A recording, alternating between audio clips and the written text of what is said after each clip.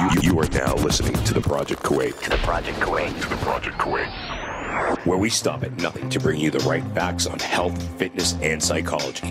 Featuring some of the world's most experienced professionals so you can learn, lift, and live. With your hosts, Meg, Dr. D, and Mahdi. In this episode of the Project Kuwait. Freaking pandemic happens and you can't get out there and do it. You know, things outside of your control. Even, you know, what are you setting yourself up for to help people to stay connected to your clients, to offer them something that is useful to them? So I think they just need to think about that. Are you just going to wait this out and then wait to get back into the gym or into their home, you know, for your clients? Or are you going to use this time to set yourself up to eventually create programs and things, classes? Meditation is what is meditation for you. You know what I mean? Like a lot of people think you have to like clear your mind and think of the bear in the cave and all that shit. And in reality, dude, there are different forms of meditation, in my opinion. I would kind of define as that. Like training for me is like a specific skill. Like somebody wants to learn how to snatch, I'll train you. Like I'll show you how to, follow instructions and learn that skill. Coaching, for me, the realization I'm coming around to is it's not past-based at all. It's very futuristic. 100%, yeah. Anyways, guys, we hope you enjoyed the episode. All this and more in today's episode. In this episode of the Project Kuwait, you're going to hear from Meg and Mahdi about the goddamn coronavirus. What's up, Meg? So dramatic. I know, right? I was like about to take a sip of my coffee and I was like, wait, this is dark. Yeah, so what's up, dude? US. It's a good announcer voice. That's why they hired me at Flair, man. I got that shit legit, all right? I was running wind sprints up and down the comp floor at Flair. Dude, like seriously, I was into it. I felt like I was like in some NASCAR, WWE shit, all right? Like, it was great. Yeah, it was an okay competition, but yeah. That's awesome. I would love to see a meme of that, of like what Mahdi thinks he's doing and then what he's actually really doing. It's like I'm walking around, I'm trying to make jokes. In that scenario. And no one is laughing except for this one group of ladies, right? And I'm like, don't throw your Cheetos at me. And the lady throws the Cheetos at me. So I'm like, she just threw a Cheeto at me. Someone grab her. They're cracking up. No one else. It's like dead silence. And I'm like, shit, this is bad. Let me just keep They walking. like think you're serious. I know, dude. There was only a handful of people that actually understood most of the jokes. So it's all good. Oh, man. That's hilarious. But my best was the one that no one understood. It was like, what was that? Ladies and gentlemen, please assume your seats and put your chairs in the upright position and stow away your tray tables. And no one got it. Like a flight, yeah. Yeah, like no one got it. And I was like, really? Yeah. Like that's because they're not listening to any rules when they're on the airplane. As soon as everybody gets on that plane, nobody does what they're supposed to do. I know. That is so true. That is so true. You guys are the worst. Dude, it's kind of like the whole Corona thing. Like no one's listening to the rules most of the time and they're just doing the shit they want to do. Yeah. Same concept with working out. I mean, it's the same concept where people just do the shit they want to do and not the shit they should do. Right. But give me the results that should come from the, I know. The other thing. I want the results, but I don't want to do any other work. It's like we do all the things that we like. We like to eat cake. So we eat cake and then we wonder why we're not getting the results we want. It's the same thing with like people that like to squat all the time. It's like, dude, yeah, your body's going to adapt to it eventually. If it's too varied, like too different, too drastic, you're not going to see any changes. And if it's too much of the same, you're not going to see the changes either. You kind of have to find that you want it constantly varied. Yes. But if you're just constantly flip-flopping between programs, you don't ever finish something that you start. Yeah, you're not going to get the results that you're looking after. So, dude, I mean, speaking of programs, I'm sure you've seen a shitload of programs pop up where you are, like on Instagram and whatever else. Everybody has got a program. Everyone now has a home workout and a home program. Yeah. Some of them are really good. Like I will say there are some body weight programs that I saw that were like, oh, okay, this guy's putting up some legit simple stuff that anyone can do, which is awesome. Yeah. But then you have the crazy guy that's sitting there doing like dips on chairs and like clapping push-ups on chairs. And it's like, dude, your average person isn't going to do this. Like they're going to see this and they're going to get scared, or they're going to see it and try it and get hurt, fall flat on their face. Yeah. I think that's the thing for people. So there's a couple of sides to it. For people that are putting together these programs, I think number one, you have to understand who you're trying to help. Yeah, know your market. know who your person is. Like, get specific as you can to this person. What are the problems that they're running into right now? What are those specific pain points that they're dealing with? What are maybe their beliefs about fitness and nutrition and health? And, get to the bottom of some of those and really get specific and speaking to that person. Because I think a lot of people want to help, which is awesome. And everybody has their own little community of followers and people that pay attention to them. And I think that's great. But like, know what those people are interested in too, or who you want to help. So if you're going to be doing chair clapping push-ups, but your favorite client to work with is a postpartum mom, like, rethink it. Like, go back to the drawing board and think more about what she wants. I think a lot of people are just, they know a lot of stuff that they can do. They like fitness. It's made a big difference in their life. So they want to challenge themselves and they want to share some things. And then I think that just kind of gets lost maybe in the message of who they're trying to help. But I mean, with everybody right now in the situation that we're in, I think play. Like if a chair clapping push-up is something that's exciting to you, maybe give it a try. Why not?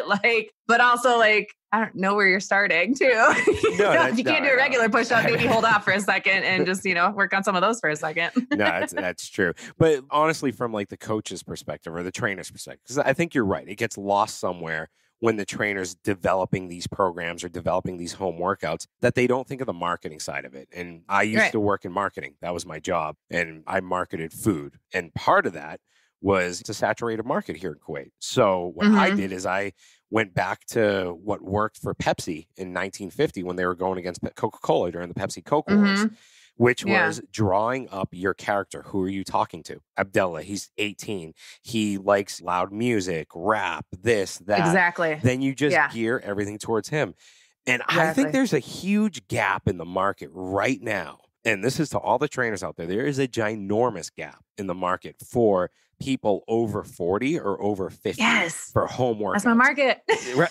But which is funny, but I didn't discover that until like literally, I mean, I've been working with aging adults for a while, right? So it seems normal, but I was also working with like postpartum moms. I was also working with like 20 something women, who wanted to get in shape for something. Like I had a little bit of everything and that all came just like word of mouth. I never really had a niche. It's always been word of mouth. And I've always just said yes to helping people. Like someone comes in, they have something, I'm like, I say yes because I can. If I couldn't help somebody, if it was outside of my league, like I for sure would recommend them to someone different, but I never really honed in on who I actually want to help and who I relate to really well until kind of now, like in the last like few weeks, that's like last year, I've really been struggling with it. I'm like, God, I love my 80-year-old. I love my 40-year-old. I love everybody. And just got so hard for me to choose because I felt like if I really picked someone, then I was going to start excluding other people. And that's not the case at all. And so it's really funny. The people that have reached out to me the most during this time and the ones that I've been the most motivated to create things for and to help has been this like Generation X and baby boomer generation that I am just connected with and I love. And these are the group of clients that I have right now. And so it's people that are like, everything is going online and they're like, shit, I don't know how to do anything online, or I don't have quite the skills to connect and do the things that I want, or even jump in on an online program because they're afraid they're not how to run it or how to do it. Or maybe they have their own business. There's a lot of yoga teachers, massage therapists, and things that are in that generation as well. And they're like out of work and wondering, how can I continue my work and do it online and relate to some people beyond? So I've been helping a lot of people kick off their online business in that age group specifically. And I would say my ideal customer is a woman, but I definitely have picked up some men. And through that, I've got nutrition clients now. I've got movement clients. I've got online business clients. Oh, I just that's picked amazing. up one of my nutrition clients I just got. He is in his 60s. He's recently retired. He's over 300 pounds. He was a caretaker for his wife who had Huntington's disease, and she passed away about a year ago. And so he's just spent the last few years of his life just giving everything to caring for her and not a lot for himself. And so him and his 2 kids actually are joining me in on a program. Oh, that's amazing. To get all of them healthy. Yeah. So it's just like, once I finally figured out who my people were, it was just doors opened and opportunities just started coming through. And now I feel like, I mean, don't get me wrong, I love helping everybody, but I just definitely feel like I go back to Kuwait, my favorite clients to work with, and it was my people that were nearing retirement age. And they were like, I've spent the last 30 years behind a desk and I feel like shit. I want to move well. I want to feel good in my body. I want to travel. I want to, that kind of stuff. And that's So that's who I'm focused in on now. And dude, that's the legitimacy of it. I mean, if you take a guy like me, for instance, all right, say I didn't do CrossFit and I wasn't, an ex-athlete and whatever, then I think my main goal right now would be to, like you said, move without pain, wake up, not feel groggy, not feel like my shoulders are tight and my back hurts. Because once you hit 60, if that back pain, starts at when you're 40 and you've got some crazy imbalance that you don't fix, then that's going to linger till you're 62. My uncle right now, he's 62. I used to train him and, he had complained about back pain. We did a lot of stuff to try and alleviate it. And then it turned into like a sciatica almost, where it was like a pinched nerve that went all the way down his leg. We're talking 3 months ago, he couldn't walk. He was in a wheelchair, literally in a wheelchair. And, I'd have to hold his arm to go upstairs. And he was just in excruciating pain. And I think it's just because it leads to that. If you don't correct these things now, it's just going to lead to that. And going back to your point, though, of knowing your market, you know who does a really good job at it? Haya Shadhan. I think Haya Shadhan does a really good job at talking to moms. Like I was going to say postpartum. Yeah. And that's awesome because that's a lived experience that she has that gives her a lot of credit in there. She's got an amazing story. Yeah. Yeah. Yeah, she does a great job. And that's exactly it. Like she knows who her market is. She knows who that person is. She knows what they're experiencing, what their fears are, what their beliefs are. And she's really trying to help that person. No, 100%. That's the thing. I think people get weird about marketing and they think like sales, especially for, some coaches out there, they get weird about it. And it's just, they have to understand it's just sharing information. It's what information do you have that's going to help people, but think about that person that you're really trying to help and you're sharing that information. They get weird about sharing their information. They don't want to put it all out there. They want people just to pay them right away. Dude, that's a lack of confidence. That's honestly to me, that's a lack. Totally. That's a total lack of confidence. You got your cat or your dog? No, it's Henry, the neighbor's dog. He's a big golden retriever, but I leave my door cracked open a little bit and he's just I thought you were going to say it was your neighbor. I thought you were like, oh, come here, neighbor. I'm like patting my leg. I know. Come here, what? Some weird. All right. I knew you were in the boonies somewhere. I didn't know it was that weird, dude. Like, what's going on up there? Shit. I totally forgot what I was. Oh, yeah. So information. Sorry. People who don't share free information, in my opinion, have a lack of confidence. Which some of the better trainers right now, they feel they don't have anything better to give. After that, like if I give away 100%. Something, what else am I going to do? And it's like, what I don't understand is right now I see ads, like so many people running ads, like for us, for our podcast, when I run our ads, I have the ROI in mind. I know what our goal is. To me, it's like, I don't know if a lot of these guys have that goal of an ROI, like if they're thinking of a return on investment on what they're putting into these ads they're running, or if it's that claim to fame, so to speak. You know what I mean?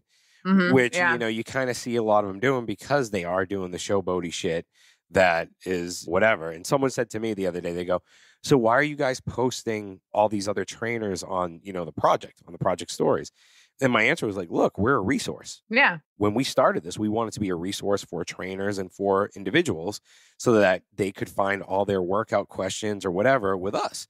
So we have a coaches tab. So you can see what coaches that have been on our show. I started that on Instagram and I've been posting the home workouts, the free gym workouts. I mean, every gym's posting workouts and a lot of them are pretty good, surprisingly.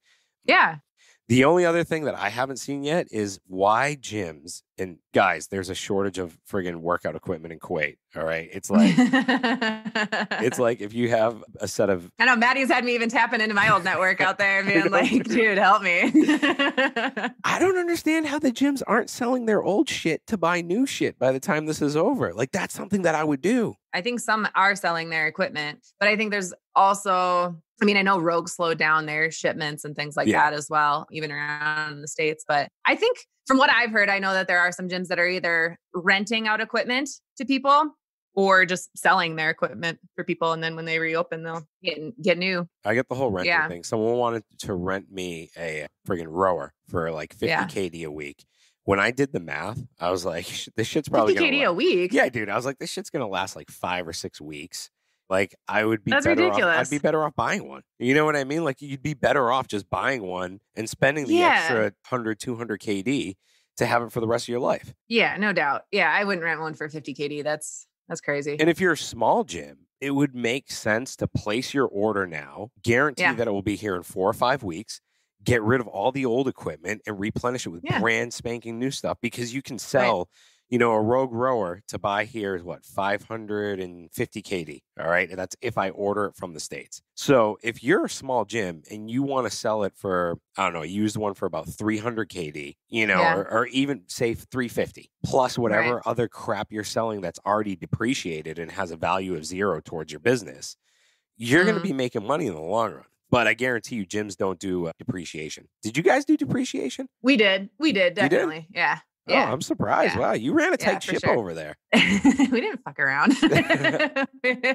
Yeah, we definitely did. And when I was there as well, we were like a warehouse for Rogue, basically. Like we had a lot of equipment there to sell, but we would, and especially around like the fitness events and things like that, we would sell a lot of the equipment, get new stuff in. But we definitely did depreciation figured into our budgeting and profits and loss and all that. Yeah. That's pretty You cool. have to. You have to. Yeah, no, you got that many people in there a day touching your stuff and abusing it. You have to account for that. That's why all these motherfuckers are sick. Right. Touching a bunch of dirty shit. Seriously. But on a serious note, back to the whole designing programs and knowing your market. I mean, I think you hit on a good point when it's like, know your market, know who you're talking to.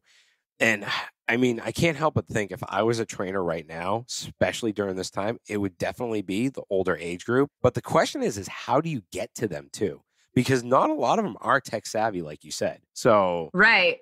So for me, when I got lucky out there getting into that market, it was word of mouth. It was a lot of people that I had known through the gyms and they're like, hey, can you work with my parents? And it had started out that way and getting into that circle. So I had gotten really lucky in that aspect. Out here in the States, they're all on Facebook. All the baby boomers and Gen X are all on Facebook. And so that's how I'm connecting with a lot of them here.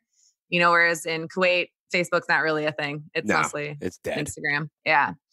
I would say, for someone, just start with, we talked about this before, like, boots on the ground, start with your friends and the people around you and just start putting it out there that that's what you want to do. And I think another way to tap into that is, I think that even if they're not on, let's say like Instagram or your media outlet, I think if you start putting things out there that that's the person that you're helping, that news is going to travel. They're going to share it. People are going to talk to it. Kids going to watch it and they're going to think about their parents and they're going to share it with them. And that word of mouth will come out. In Kuwait, the word of mouth is fast. It does great. Yeah. It does great. And it's fast. I had waiting lists. Shit's like the coronavirus. I didn't have to market. Yeah. I didn't have to market in Kuwait. Did you hear that one? Shit grows like the coronavirus.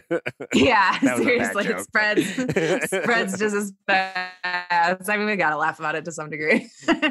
But what if, trainers used WhatsApp? Because, a lot of the older people will use WhatsApp. Mm-hmm. I mean, what's funny is my dad still chooses to use WhatsApp. He only had to use it when I was in Kuwait. And still to this day, we have he's created 3 chats, groups in there. One awesome. For me and my sister and him. And then me, my stepmom and sister and him. And then it's always one extra person. I'm like, can we just have one freaking group? And then he recently got an iPhone and he figured out how to do iMessages and put a group in there. So now we have a group on WhatsApp and iMessage. And I will get them and he won't commit to one. He just wants to use them all and use them both. He'll FaceTime and then he'll video chat and WhatsApp. I'm just like, I don't know where to reach you. He's so confused. I love it.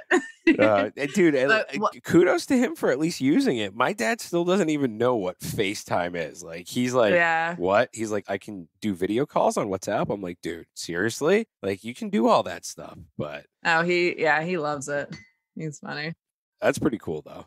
Yeah. But what were you saying? WhatsApp, you think? Yeah, starting a... If I was a trainer during this time, one of the things that I would do is I'd probably shoot a mass message to all of my clients saying, hey, I'm available for online PTs. We can do them through FaceTime or through WhatsApp. You know what I mean? Doing a live video call. That would work versus paying for one of these apps are popping up everywhere right now, the BS apps that are just workouts and workout groups and whatever.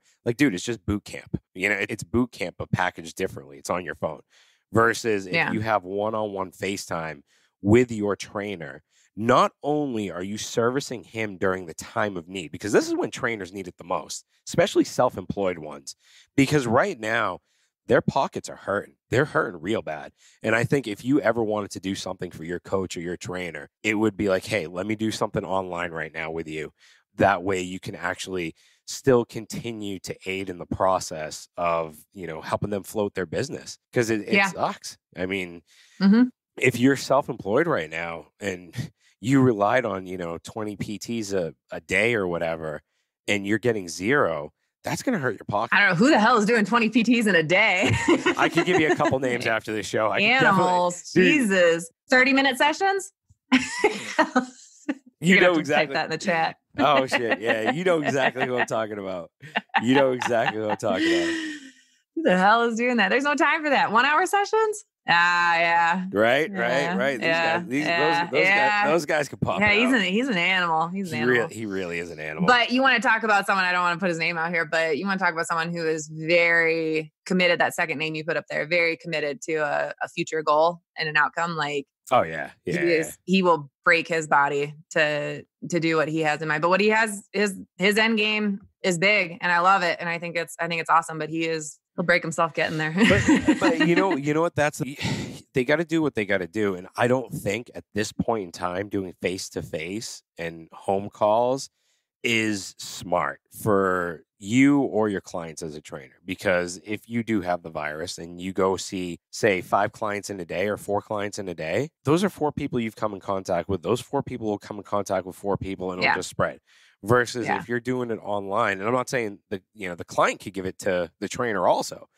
Oh, totally. Yeah. But FaceTime is just as good in my opinion. You can still get what you want out of it. Zoom, I've led a class last Sunday. I led a meditation and a gentle movement class on Zoom, and it was awesome. And and I've always kind of been that person. I'm like, online, you're not as connected to the people, and it's not the same. And it was great. And there was amazing discussion after. I've got one of the ladies I'm working with. She does yoga classes, gentle yoga before bed. And then she'll do like an energizing one in the morning. And there's always like a little pre and post group chat, where people are connecting from all over the world. So it really is a great opportunity. And I think a lot of trainers just need to think about, like, are you just going to do what you need to do to get by during this time? Or are you really going to use this time to set you up for what the future of the business might actually be turning into or looking like? Like the way to create passive income. Like for people who are only doing in person, you are still in that trading your time for money type of a model. And how long, again, can you do that? Let's say you get an injury, you have to take some time off. A freaking pandemic happens and you can't get out there and do it. Things outside of your control.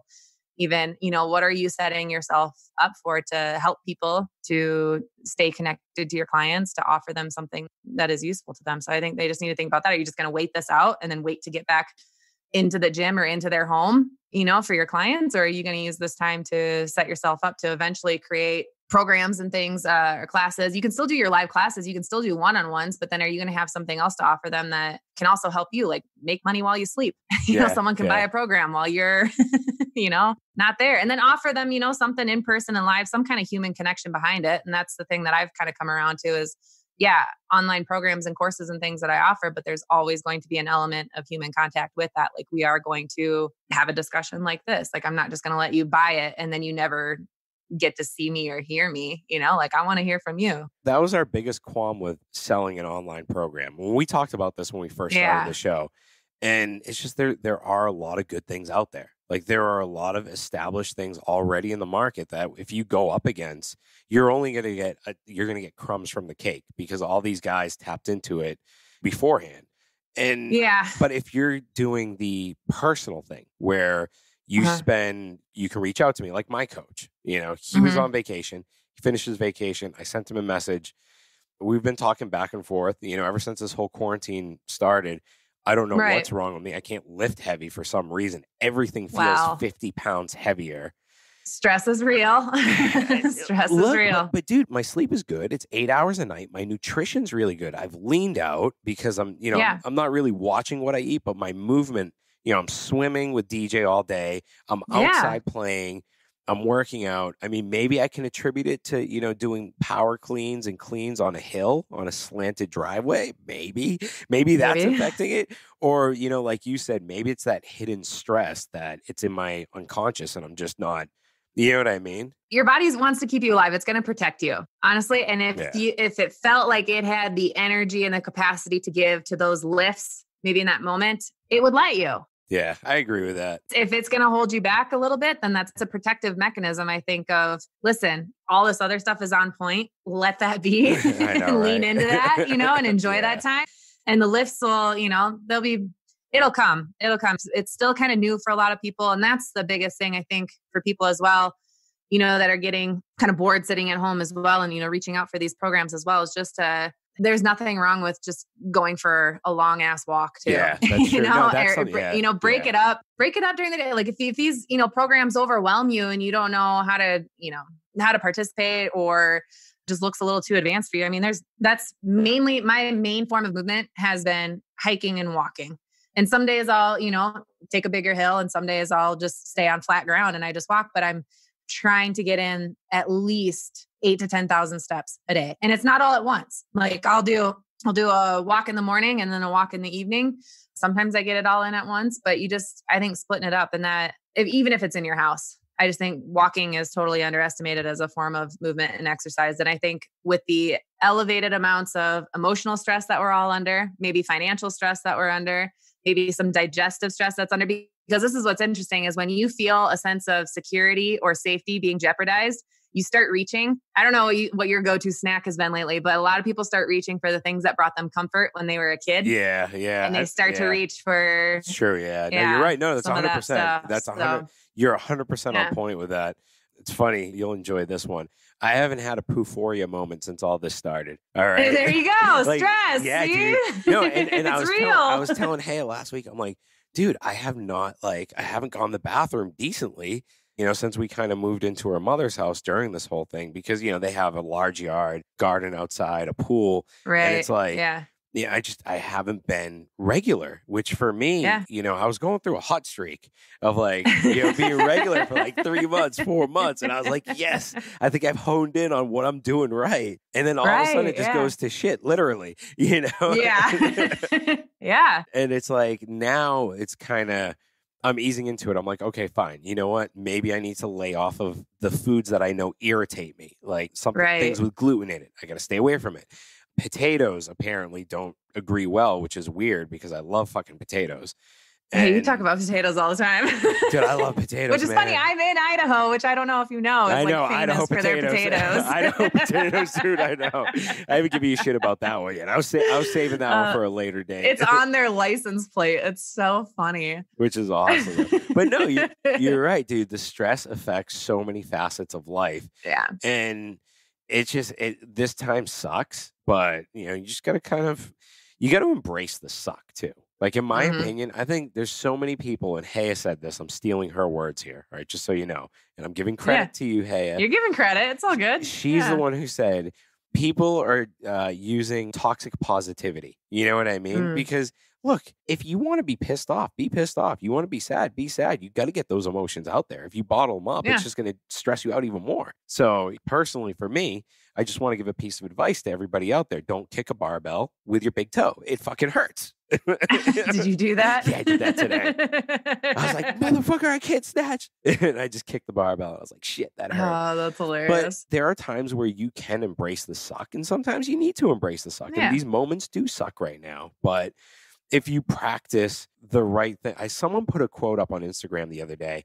It was a commencement speech someone gave, I think. It was a sports one, of course. That's why I paid attention to it. Where this guy said, every day I laughed, I thought, and I cried. He was like, I did the 3 big emotions every day. And there's nothing wrong with that. There really isn't. But I mean, I'll leave it up. I'll leave the meditation up to you. I can't do that. I would like it if you invited me. If you could get me to meditate, I'll freaking give you $1,000. Because it's short. It's a short meditation. It's probably about 10 minutes or so. But yeah, so I'm basically going through all of our energy centers. I get a little hippy dippy on you, but we go through all the. Do you do Reiki too? No, not Reiki. No, it's not that, but it is, an energy healing, and it's, these energy centers that are in your body that tend to trap different emotions. So chakras is essentially what they're based off of. I'm not a yoga teacher and I don't teach yoga, so I don't want people to get that confused, but I do believe that the chakras are very interesting, and they are like these little energy discs or wheels that are along your spine. And there's some chakras that are very attached to your physical health and well-being. And then there's some that are more the emotional and spiritual side of things. But I think just by going through each one of those, like the first chakra, like I said, that's the one that's at the bottom of your spine. And this one is related to the safety and security that you felt as a child, which is relevant as like, if you feel that your safety and security right now is a little rattled, of like it's not normal life. We can't go out, we're scared of contracting, the virus or bringing it to somebody else. There's a sense of security that's really rattled right now, which is why you'll revert back to, maybe the comfort foods that brought you comfort as a child, or, some of those things you'll go back to that time. And then that sense of security can also be heavily related to the pain and things that you might feel in your feet, your ankles, and your knees, right? Your roots, your things that keep you grounded, your things that, make you feel safe. So it's just a nice little correlation, I think, mentally for people just to process some of the emotions, like whether you actually believe that there's this energy centered in you or that feeling unsafe can relate to knee pain. Like, that's fine. You don't have to get into that. But I think it's just bringing to the forefront of like, think of some of the things like, do you feel confident and stable right now in life? Do you feel supported? And what are some of those things that come up for you with that? And then we gently move and play around with our feet, knees, and ankles because it's fun, and it's all lighthearted and we keep it that way. But yeah, my meditation is short. And honestly, and I allow people to meditate any way they want. Like, I don't make you sit. I don't make you lay down. I don't make you stand. I mean, whatever position makes you feel good. And if you want to keep your eyes open, you keep your eyes open.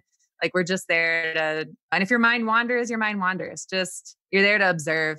But that's the funny thing about meditation. That's something that I learned, that meditation is what is meditation for you. You know what I mean? Like, a lot of people think you have to clear your mind and think of the bear in the cave and all that shit. And in reality, dude, it's not like that. Some people find there are different forms of meditation, in my opinion, and totally. You can move and meditate. You can walk and meditate. It's just observation. It's, any of those times where you're people watching and you're spacing out, that's meditating. Your mind is a lot quieter in that moment than it is just, racing around. Just be Kuwaiti. Go to the avenues and people watching. There you go. They're the best at it. That's your meditation right there. But dude, totally. You know what? This might surprise you, but I actually do believe in chakras. I used to shit on that stuff all the time. But in reality, chakras have been around for thousands of years. Just Chinese medicine has been around for thousands of years, which doesn't include eating fucking bats and snakes and squirrels and shit. That's not Chinese medicine. I had to throw that one out there. I had to throw that one out there. But no, it's been around for thousands of years. Just like ashwagandha and all these herbs and roots and whatever. And it's you got to believe in that stuff. It's been around for so long. And, what was it? I think it's acupuncture. They associate with some of the chakras or whatever. Acupressure. Acupressure. That's what I mean. Acupressure is more along the lines. There's energy. So there's the chakras and then the meridian lines. Energy lines within the body. And I'm telling you that shit is real. I mean, I believe in it.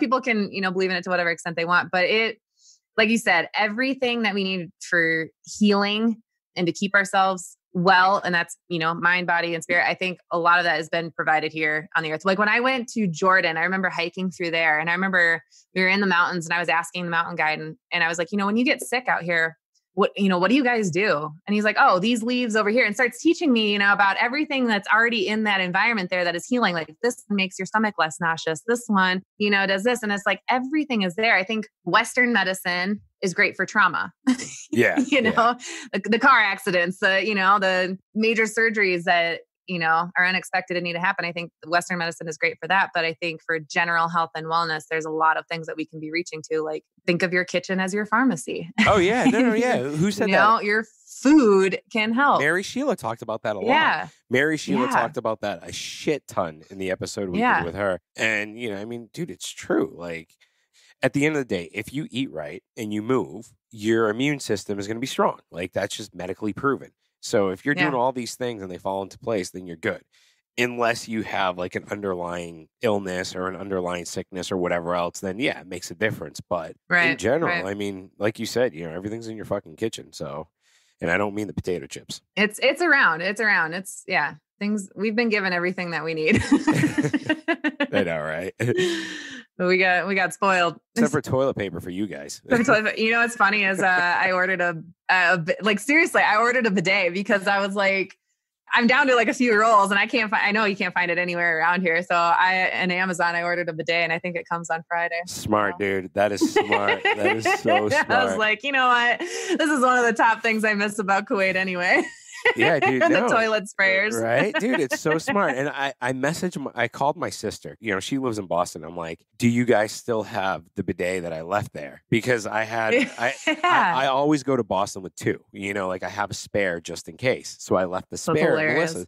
She was like, no, Brian threw it out. And I was like, are you kidding me? Why would you throw something like that out? I bet he's kicking himself in the ass for that now. Dude? I know. And it was one of the fancy ones too. It was like this thing, it turns into a bucket, you put batteries in it, and like it's all on. Yeah, dude. It was like we got some legit ones over here. Mine attaches like under the toilet seat. So like you take the toilet seat off and then like you screw it in like with that. And then there's like little settings that you can. It's a fancy one. Yeah, there we go. I think you can connect it to your hot water too. That's awesome. All right, that's the title of this episode. What to do when you run out of toilet paper. Order a bidet. Puforia and bidets. But also will help you sort out your online business. I know, right? No, and like, dude, it's funny because online businesses, except for Amazon, I heard Amazon's not doing too well with the carnivore virus. Like they're backed up. Did you call it a carnivore virus? Oh, I did call it. Oh my God, I did call it the carnivore virus. I was like, the what virus? The corona. The corona. That's funny. The carnivore. No, virus. I know they're not doing the 2-day hold on a second. Anymore. Wait. Technically, it is a fucking carnivore virus because some motherfucker was eating bats or shit. Yeah, bats. That's so gross. Like they're eating bats, birds, or something, dude. Like, how do you? It was bats, but I don't. Yeah, it makes my stomach flip. They say it was bats, but in reality, we really don't know. Yeah. I mean, I was watching. You know what? That's another reason why I avoid things that fly. I don't eat birds. You know this. Yeah, I'm on my way there too. Birds don't settle well with me either. There's a reason they call them fowl. I know, right? Yeah, it's bad. So we talked about old people. What about marketing to like the younger people, like the tweens? Mm-hmm. The tweens? Yeah, kids. Yeah, what's your perspective? Get their asses up off of I got my perspective on it. What's your perspective on it? Put down the video games and go move. With the kids, I mean, like tweens, you need to make it fun for them. I think games, just get out there. I mean, I think about like when I was a kid in that age group, I mean, we just used to get outside and make up games. Yeah. Dude, and kids just, don't do that play anymore. Shit. I don't know. They honestly, they don't. And part of my job, because DJ's, we're doing the homeschooling thing right now. So part of my job right now is PE. Like I'm in charge of his physical education. And one thing that I've been doing is I'm not forcing the rules. Like, all right, here's the baseball, the baseball gear. Here's the basketball. Here's the soccer ball. Here's everything around you. However you want to play with it, that is totally up to you. And literally, he picked up the baseball bat and started hitting off of a tee. And then he was like, Dad, throw me a ball. I taught him how to catch, not like catch into the chest, but catch like as in snatching with your hands. And he got it. He picked up that concept. And then swimming. He's been swimming a lot. And you just got to make it fun. If your kid wants to step outside the rules and pick up the soccer ball to play soccer, let him do it. I mean, he's still learning something. That's the thing about homeschooling right now, too. I think parents are getting worked up about following a curriculum or keeping it as structured as what school was. And I think like exactly the examples that you're giving, a DJ is you guys can play baseball and you can work on maybe some math skills, throughout that. Counting shit, for his age level, but you can do this with an older kid as well, keeping score and stuff. Like there's a math lesson in there, even cooking and nutrition, like bake something with them 100%, and, teach them about the math involved with that, the science involved with that. There's all kinds of kids. I was on math duty and that lasted a day. Hey, it took me off because I have the traditional way of sit down, do these math problems. And DJ was great about it the first time through. And I saw that he was, mashallah, he was pretty good at it with the easier questions. So the next day I gave him some hard questions. And even Haya looked at him. She's like, what the fuck is wrong with you? He's only done up to 10. The kid's 5. And I'm like, he should know how to do 5 + 1 - 2. Like, and she's like, no, he shouldn't. Like, he's 5 years old. So, I was taken off of that. And she turned it into like what you said. It's games. It's structured, but unstructured at the same time. Right. He picks out the stories. He picks out the letter he wants to do paints and like painting and art and stuff. Like he's drawing a lot more pictures of me, her, and the family. And, she's making it fun for him. You want to paint? Yeah. Okay, let's go paint outside. Paint on the wall. It's washable paint. And, she's keeping it unstructured. And I'll give parents a piece of advice. Tire your kid out. Tire them the fuck out. That's how they go down. They go down at like, DJ goes down at like 6:30 still. He wakes up at 6:30 in the morning. I love it. Yeah, 12 hours. Damn, that's awesome. That's great. That's what they need at that age. Exactly, dude. They need sleep. They really do need sleep. But if a kid isn't tired out throughout the day, then they become restless. They don't sleep early enough. Or too bored. And then they have disrupted sleep. And it's just like you have a mess on your hands. Whereas if you are tiring your kid out, like some people are just sticking their kids in front of the TV right now. Like I've talked to parents and to each their own. I'm not judging anyone because everyone's circumstances are different. And, you know, there are times where DJ's on the iPad and he's on the TV because you're a parent at the end of the day. We all make mistakes. Yeah. But we do try and make a point of, I at least jump in the pool with him twice a day. You know what I mean? That's awesome. Like that's, and it sucks because I don't know what is going on. I've had like the itchiest fucking legs for the last 4 weeks. And I think it's chlorine. I don't know. I think it's because of my knee sleeves, dude. Oh, yeah. I think I got some like. You need to sanitize those. I know, dude. Like I think my knee sleeves got some like fungo bungo growing on them or some shit. Like I don't know what's going on there, but. You just soak those in some vinegar and baking soda. Dude, I Science experiment. There you go. I did. The smell won't go away. Like the smell will not go away. So like I just stopped wearing them. I was just like, screw it. I'm not. Yeah. And sure as shit, since I stopped wearing them, my legs aren't as itchy. Less itchy. And it was only itchy when I got into the pool. Like right when I got into the chlorine. I thought it was chlorine itch because swimmers get that a lot. But I was a swimmer. I'm allergic to chlorine actually. Like no shit. Yeah. Oh, my face used to break out like crazy if we had, for sure, on days where it was like 2.5 hour practices or meets, like weekend meets where you swim Friday, Saturday, Sunday. Oh, my face was just wrecked after that. And I had like no hair on my arms and things like that. It was, little chlorine allergy. But going back to the screen time, I have seen some parents doing something which I think is awesome. And I don't have kids, so you guys can take my advice with a grain of salt here. But what I have seen that is exciting is giving them like a bank of hours of screen time for the week. And a kid can either choose to like, so this is a great like financial lesson even for them or a math lesson, but they can choose to do, you know, like a little bit of that each day, or they can like save it up and then just like binge hard on the weekend. I've heard of that before, a bunch of screen time. Yeah. I love that one. I think that's great. Look, honestly, I like it. And we kind of did something similar, but it just totally failed because right now. Well, he's a little young too. And right now, honestly, rules kind of go out the window because when you're at home, literally 24/7, you know, something's got to give at times. And even with him, with your kids right now, like, you know, DJ acts out because he doesn't know what's going on. He's 5 years old. He doesn't understand why we're staying home. We've tried to explain, you know, what the coronavirus is and germs and all that shit. But he's still like, well, why can't I go, you know, why can't we go to the avenues? You know, why can't we go here? So we try to do our best and we're creating more things. Like Haya wants to create like a little shop so that he earns his money and then we can open up the cupboard and he can buy whatever he wants out of there. Oh yeah. Which I think is a great idea, especially now to teach him to do chores and, you know, get him to get him to do other things. I mean, I don't know, dude. All I know is I've been playing a lot of Super Mario Brothers lately, which is awesome. That's awesome. So, oh man, I don't even have a TV. Like I have my computer dude. and I can watch Netflix through that, but that's it. Dude, you don't have a TV? You're insane, man. I don't have a TV. Yeah, I don't have a TV. I got a mini fridge. I got 2 little burners. I'm living simple. What are you watching? Simple life. This is so embarrassing. I've been watching a lot of like drug cartel documentaries and shows. Narco? So Is it Narco or Narco? I've gone through all of Narcos, and I'm into the documentaries and stuff. So the last one I watched was the El Chapo ones. But I'm such a geek. Like I literally can only get in like an hour episode every night because I fact check so hard when I'm watching these shows because I'm like, the drama on them are so crazy. I'm like, that can't be real. That can't be inspired by a true event. And then I go and look it up and then I figure out the details of it. I'm like, holy shit, that did happen. Yeah, it's insane. But this Tiger King one everyone seems to be losing their mind over that. So I'm definitely going to have to get into that next. And then Ozarks, I think the 3rd season started yesterday. Good, so I'll get into that. Ozark's good. I watched season 1. I never finished season 2, but it's good. Yeah, I like Ozark too. Yeah. Someone did recommend Tiger King to me, and it's so funny. If you want a good book on drug cartels and shit, Mr. Nice. That book was written in 2001, 2002 maybe. And in the book, it said Kuwait was the 3rd largest port in the world for trafficking drugs. Don't know. Yeah. But I don't Yeah. know. But that was a good book. Totally good. What was the name of it again? Mr. Nice. Mr. Nice. I'm totally going to get that. I am. Yeah. The other, yeah.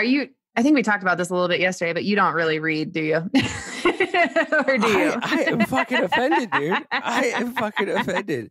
Fuck you. I thought you said, I think I asked you, like, what are you reading right now? And you're like, I'm not reading. I was like, oh, okay. Do you read? Yes, I'll have you know the last book. You are such a dick. All right.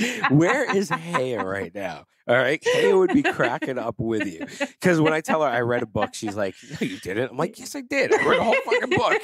She's like, I didn't see you read. I was like, well, I read it at work. And she's like, oh, you read a whole book at work? I'm like, over like a month or two. Yeah. But no, I mean, no, I read like, I'll read like magazines and shit.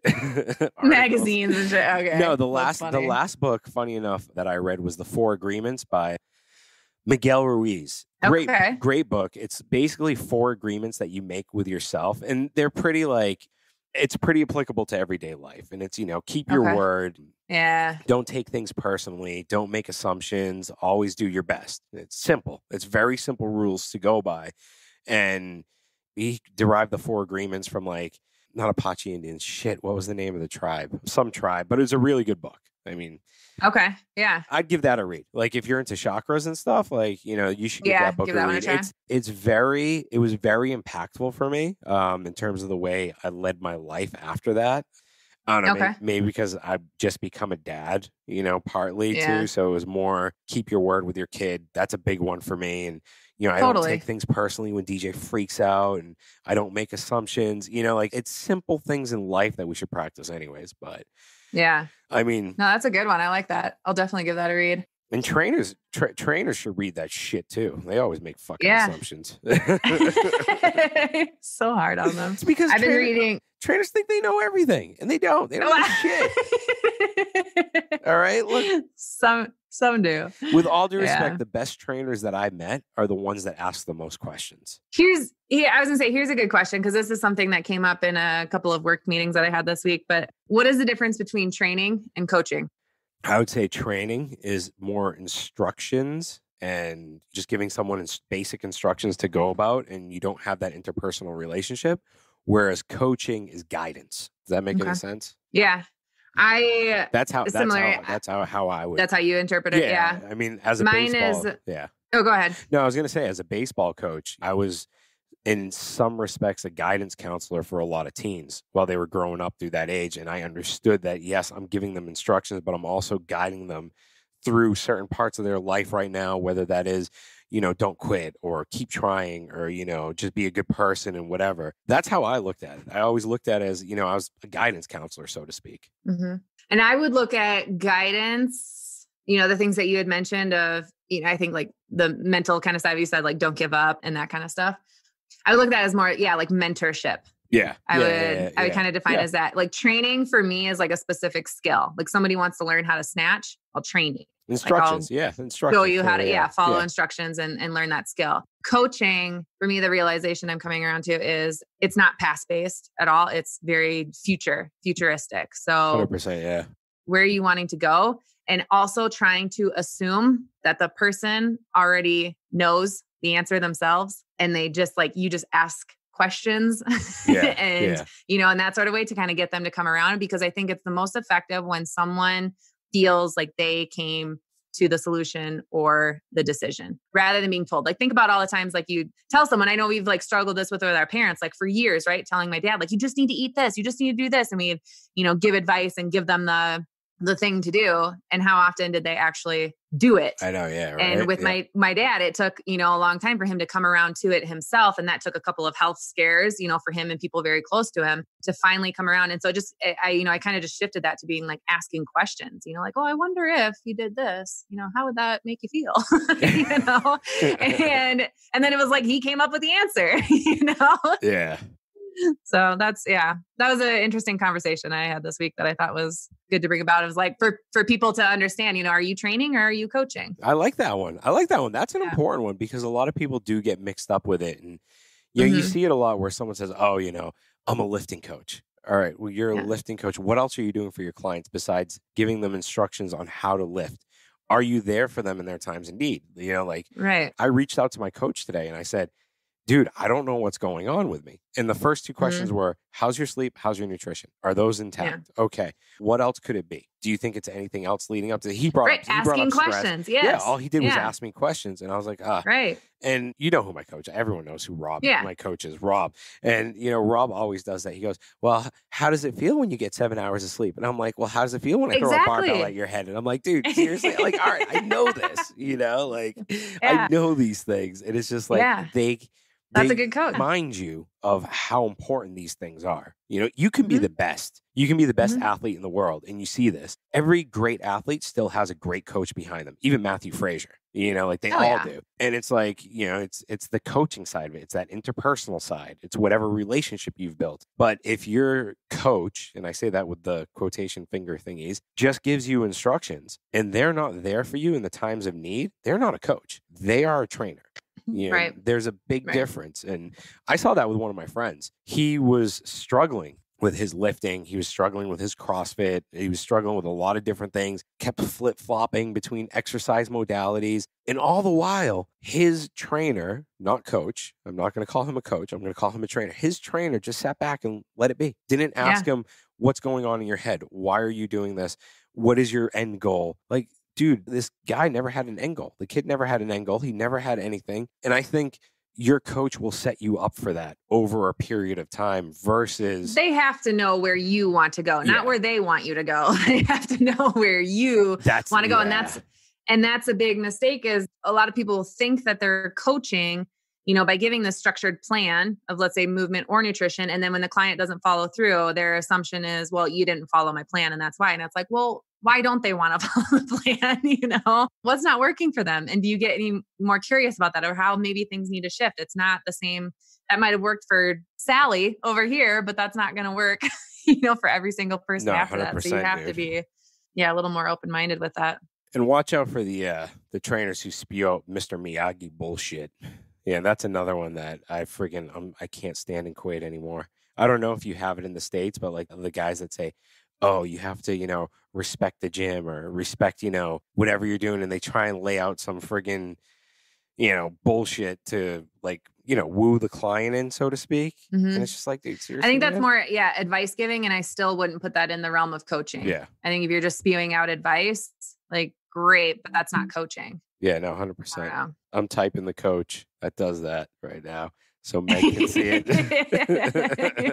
Shit talking on chat. I know, dude, right? I know. And if anyone wants to know what the chat is, okay, you have to say the name of this episode, or no, what's a good code? And I'll give them the name of the coach that I was just talking about. No! Oh yeah, come on, it'll be fun. That's gossipy. That's gossipy. All right, if you want my gossip, DM me with the word cake. Maddie will sort it out with you. I want no part of that. Shit talk. All right, DM me with the word cake shit talk, and I will give you the name of the trainer I just told Meg. All right. I can't wait to see how many people actually send that. Dude, I'm still getting hate mail. I love it. Then, you know, if you're not, what is that? If you're not pissing people off, then you're not doing something right. You're not doing it. Yeah, exactly. I know. Yeah. But I think that's where we should wrap up before I get ourselves into any more trouble over here. I think that's a good spot. I know, right? Right. So, Meg, you stay away from the carnivore virus. Carnival virus. Whatever the hell we're calling it now. I know, dude. And if you need toilet paper, I can send you some from over here. Like, we're fucking stocked That'll take like weeks to get here. Nah, I think I'm excited about my bidet. I think I'll be all right. That or I just started hopping in the shower, I guess. Oh, that was awesome. And everybody, I'm going to give you a little announcer voice before we sign out here. Yeah, take us out. If you've enjoyed this episode, please head over to iTunes, leave us a lit rating and review. And if you do, you might get a picture of me topless. Thanks, guys. Watch this demographic of this older age group that we're trying to get now, Maddie. Didn't you say you had a fan club of older women at what event were you at? Dude, you were with me in Boston, right? Were you with me? Oh yeah, yes, that's we were right. walking up the bridge I was like, Boston. where was that? Yes. Dude, that lady wanted to pinch my butt. Are you kidding me? Like, I don't know. The old women like it. That was awesome. Dig it. They dig it, man. The old women dig it. If I wasn't married to Haya, I'd probably find me a sugar mama, you know? Like, you're hilarious. Hands down, dude. That's awesome. Anyways, guys, we hope you enjoyed the episode. Yeah, take care, guys. Stay safe. Thanks for listening to this episode. If you enjoyed it, please head over to iTunes to subscribe, rate, and leave a review. You can also find us on Instagram at The Project Kuwait. Thank you, and join us next time.